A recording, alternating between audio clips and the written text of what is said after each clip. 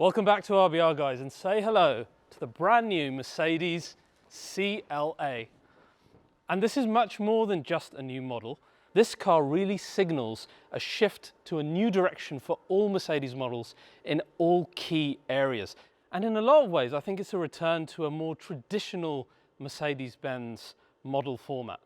Now, one of those first key principles that changes with the CLA is design, and you can immediately see that on the front end, inspired by a lot of the recent concepts they've done, like the EQXX. We've got a really strong Mercedes brand DNA here, not just with the usual sculpture that they do on the body, but you can see clearly on here the focus on the three-pointed star, whether it's the illuminated grille or the introduction of the star within our new headlights. They're really making this strong, but more important than that is how the body shapes are now going to remain more traditional. And as you can see with this really traditional shaped Mercedes-Benz four-door coupe, Mercedes are now going to stick to more traditional shapes, going away from that god-awful EQ soap shape. Then the interior of the CLA with this all-new epic super screen, but it's also the most intelligent Mercedes ever, integrating the best AIs in the world in GBT, Gemini and Bing, all sitting under the Mercedes personal assistant. And then a new two-pronged approach to drivetrains with a customer-first attitude, allowing you to choose either an EV or a combustion model. And this new gen EV is truly incredible. It's quoting 792 kilometers off a single charge in this new 800 volt architecture vehicle. How have they done this? I'm going to go into every single detail as well as the hybrid. First, we need to talk about the design of this new car.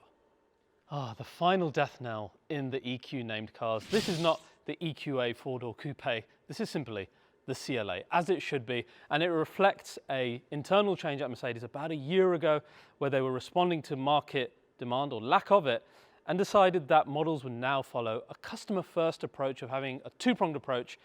Regardless of what model you choose, it should have its real name, and you should be able to choose, in most cases, the propulsion of either battery electric or combustion and hybrid. And that is instead of being stubborn and sticking to trying to be fully electric by 2030. And really, this is what they should have done from the start, and I'm really glad that we're back here where we should be now.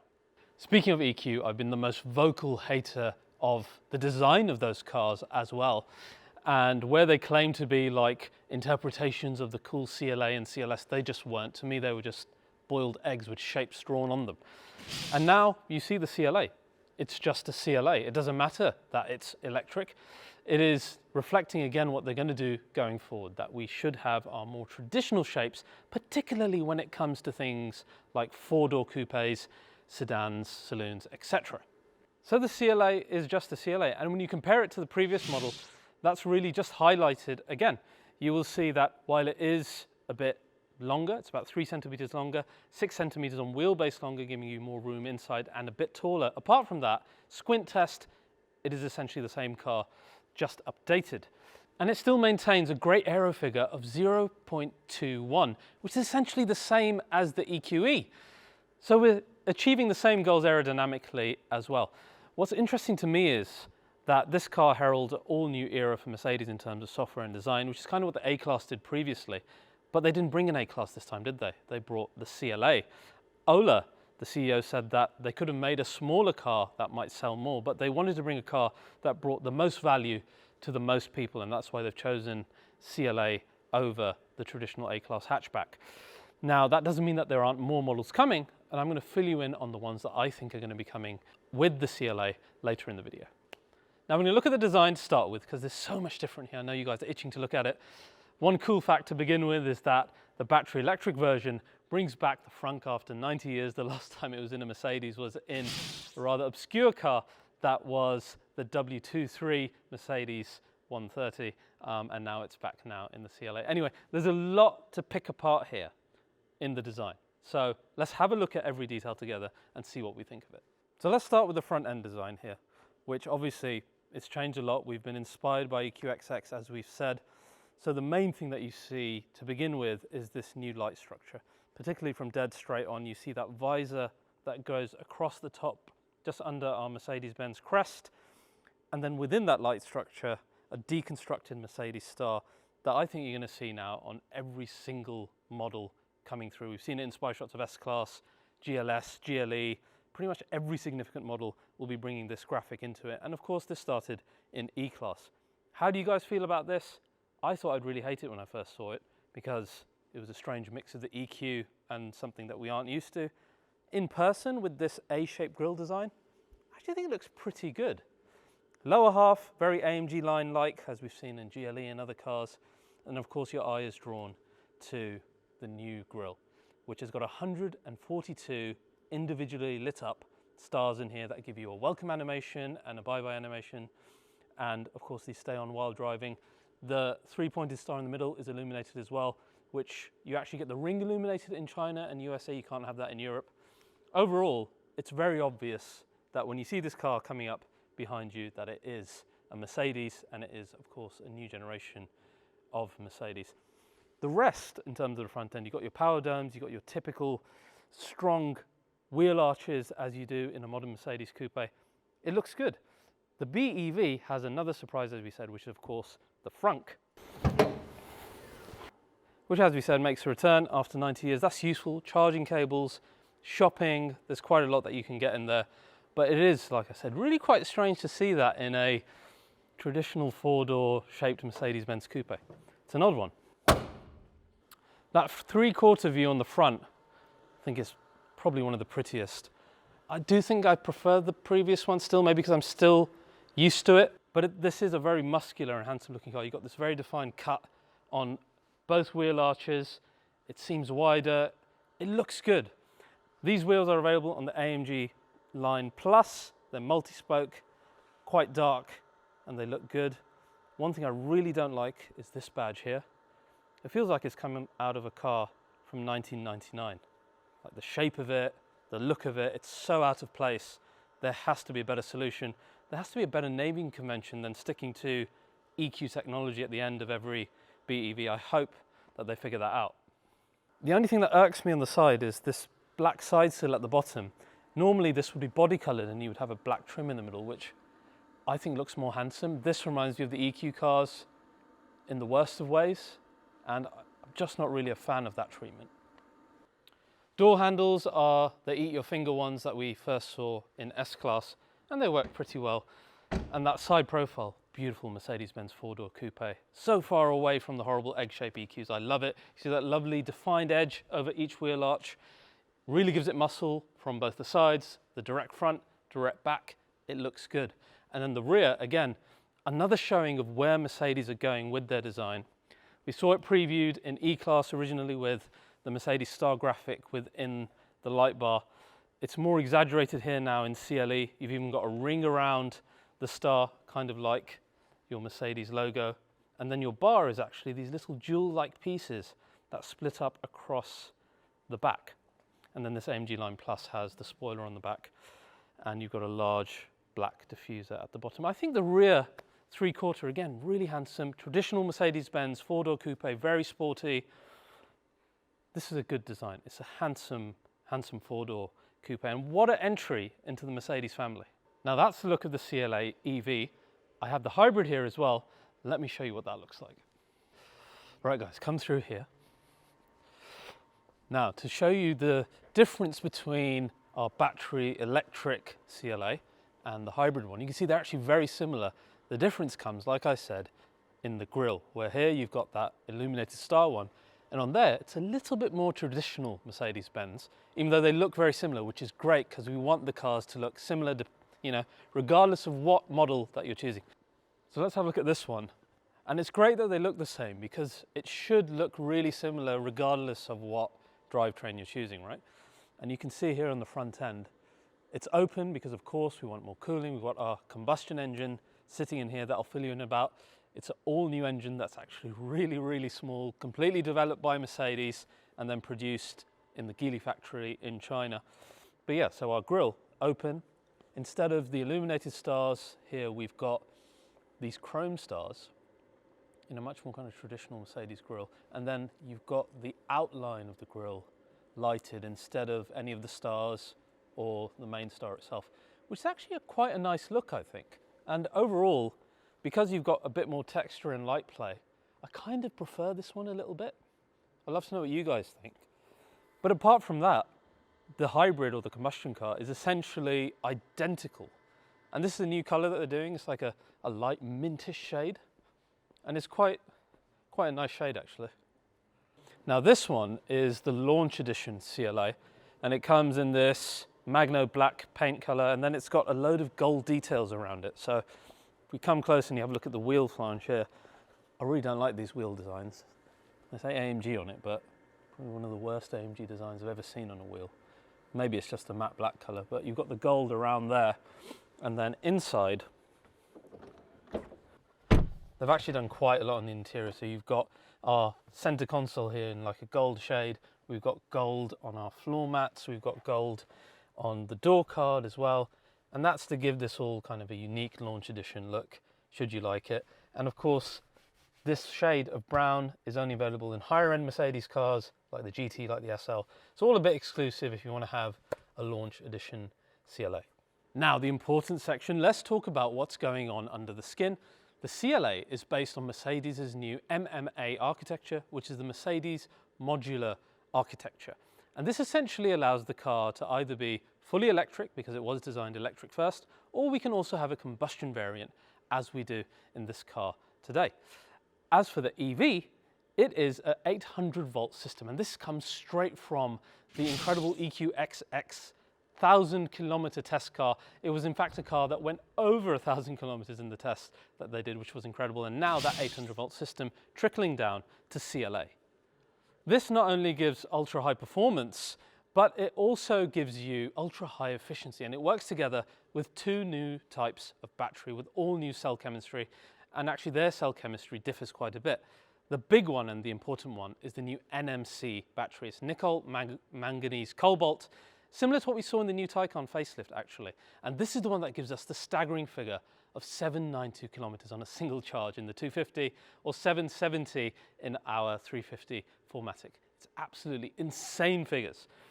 And then later in the year, we should have what I think will be a cheaper option in the LFP battery, which is 58 kilowatts, so smaller, probably less range, probably in a cheaper car like the CLA 200 or something. I'm having a guess here. We have no info on this at the moment. But then, because this is going to be the entry level to Mercedes in the CLA, it should probably sit at a price point that's below. So this all really makes sense to me.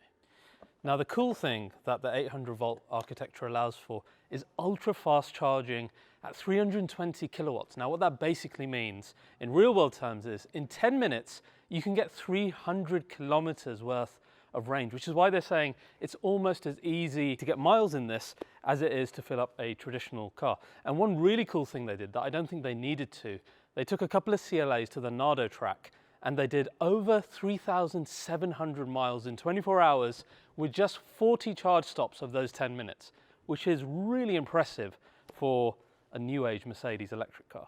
Then we come to the motors, which is of course the next most important thing about an EV.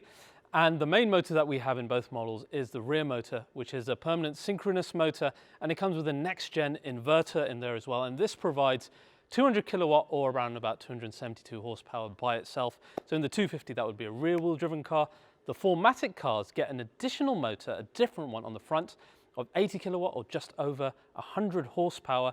But the cool thing is, this is the first car in class to have a DCU or a disconnect where you can disconnect that front motor. Much like, think of something like the E63 or the M5 that can go into rear wheel drive mode. This instead helps with this to maintain efficiency, and you don't lose like 90% of your energy for no reason just by having the front work. So it will only come in when it really needs to come in. And finally, the CLA has a one box braking system. And essentially what it does is it tries to use the recuperation for the majority of the time by disconnecting the pedal. And even if you're doing something like hard braking, it can do it under recuperation. And for example, at times where the ABS might bring the brakes in, it can use that recuperation, say when you're on an icy road, etc. as well, all to try and help with this idea of efficiency and bringing back as much energy into the battery as possible. So our two EV models, we've got the 250 plus for our longer range, 792 kilometers, 0 to 60 is just under 7 seconds, and then we have the faster version, the CLA 350 4MATIC with a slightly less range, but we've got 350 brake horsepower in this and a 0 to 60 just under 5 seconds. And they call this one a sprinter and a marathon runner, which makes sense because it's pretty quick and it's got the ability to do big range as well. Now the efficiency is really good. It sits at around about the 4.5 to 5.5 miles per kilowatt hour area. If you don't know, most EVs that at least we've tested on the channel, like Taycan, etc., tend to sit around about the 2 to 3 mile per kilowatt hour mark. And this figure is even beyond the EQE. So a really, really efficient system. Again, pulling the learning it had out of EQXX, I think. Now, if all this EV talk is putting you to sleep, don't worry, because like we said, two-pronged approach now. You want a combustion car, you've got one coming at the end of this year. And this is a next generation 48-volt hybrid. Now, we've seen 48-volt hybrids before. This takes the game forward. First of all, we've got an all-new engine here. It's a 1.5 litre four-cylinder engine that's been designed from the ground up by Mercedes. It's absolutely tiny, so small that it could fit in the front of the EV, which basically it had to because this was an electric first platform. And there's a lot of misinformation around this engine. It's seen so much technical development in order to make it small by Mercedes. But because it's being built in the Geely factory, people are saying it's a Geely engine. It's not a Geely engine. That's just your prejudice coming to light. This is a really good engine, and it is then supported by the rest of the hybrid system, where we've got a really interesting 8-speed DCT gearbox, which is called an 8FE DCT. Within that, we've got the electric motor that provides 20 kilowatts, and that's supported by a 1.3 kilowatt battery. And the upshot of all of this is, it basically gives you the type of consumption you would get from a diesel, which is damn impressive. You can use it to drive an all-electric in urban environments. Now, they haven't told me what speed yet because the figures aren't final, but urban and reversing, etc., all can be done in electric. And the upshot is, you basically get the type of consumption that you would in a traditional diesel. And hopefully, the price point to match that as well, sitting low end where it should be for an entry-level Mercedes-Benz. Now, let's talk about the interior. This is a huge upgrade for CLA. Not just CLA, I think this class of car hasn't had this type of quality interior. And when you sit in something else like a 1 Series now or an A3, it's gonna look dated versus this. And they've really gone to town on materials when it comes to CLA. They really wanted to make it premium. And you can see that in every area. I mean, just the door card. It's a mix of leather. We've got the use of a lot of metal in this car. We've got all new buttons now in the CLA. You can see we've never had these on another Mercedes. It's nice to see this refreshed for an entry-level car. You've got the metal Burmeister sound, speaker system here. Again, the cover looking really nice. Leather on top. These are nice materials being used in the entry-level car. One of the best bits is this single-piece center console, which comes in different trims, and just, it looks incredible the way it goes through the middle of the interior. And we'll have a look what that first-person view of the interior is in a minute. So metal is really important, leather really important, or leather look, and then glass with this all-new huge super screen, which actually, I think in practice, has done a better job of doing this whole triple large screen thing than any Mercedes has so far. Probably closely running my favorite, which is the E-Class, but this one is actually better for passengers, and I'll show you that in a minute. Also, a shout out to just how nicely trimmed this car is. This is one of the many options you get for trim level, where you've got the white leather, the microfiber, and then the texture with the red piping, and it looks super sporty and just really, really modern. I love it. Rear sees a lot more space, and every CLA comes standard with a massive panoramic roof as well. How good is that as a standard option on a car like this? You get more headroom than you had in the previous car, and you also of course get more legroom thanks to the fact that our wheelbase is 6 centimeters bigger. But again, nicely trimmed in the rear. Ambient lighting, use of metal, use of leather, nice materials. Again, very premium for an entry-level Mercedes-Benz. Even our boot has seen upgrades. Whereas before you could open it remotely, now you can close it remotely. Actually closes damn fast as well. Now, jumping in the new CLA, this is such a big upgrade for this class of car. And again, it comes back to those materials I was saying. We always, as reviewers, we know we're touching and feeling materials around a car. And it's so great to see that just because this is an entry-level Mercedes, they didn't hold back on things like, so you've got all new buttons on the side as I showed you. One weird thing though, our start button now sits where the park button used to be on the stalk here, and I don't know how I feel about that. I feel like I'm going to do silly things when I first drive this car, and it's going to take a while for my brain to...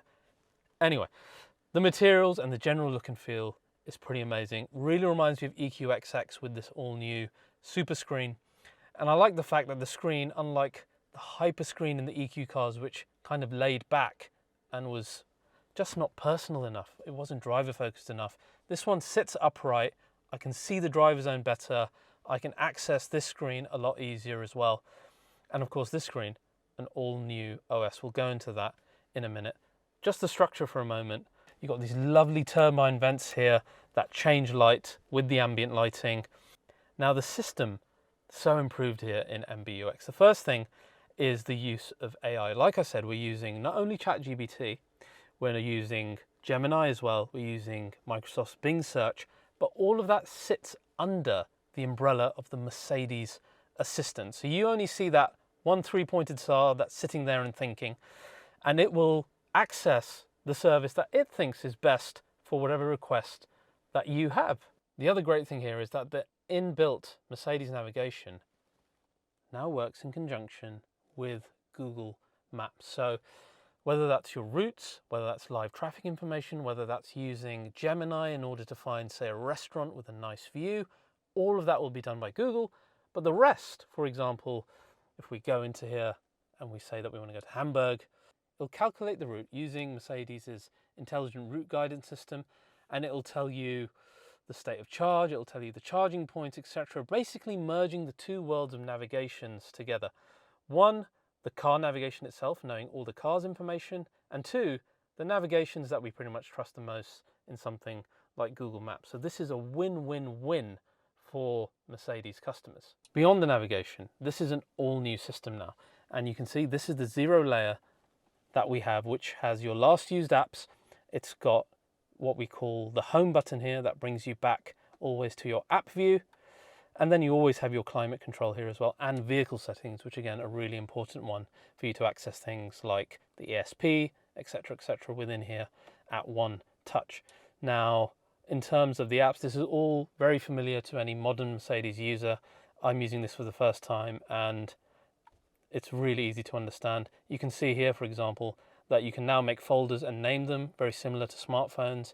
You've still got gaming. You've actually got a stage beyond where you can play games from Steam, etc. on thanks to a new partner called Boosteroid, where you can jump on there and you've got like AAA games, which I can't show you now, but I can show you a new gesture where if I swipe this way, it takes you back to your last screen.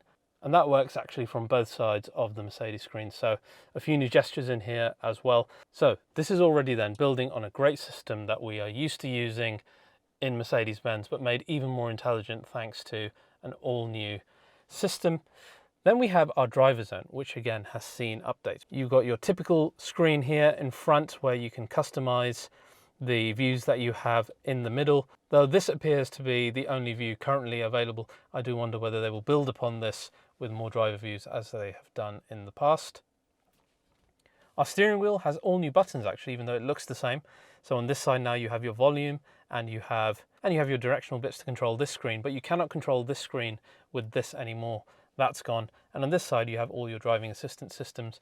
CLA actually has a lot of driving assistance available now, and there is going to be more coming depending on what your region allows, including level 2 and beyond as well. So all of that being built into an entry-level Mercedes, which is quite impressive.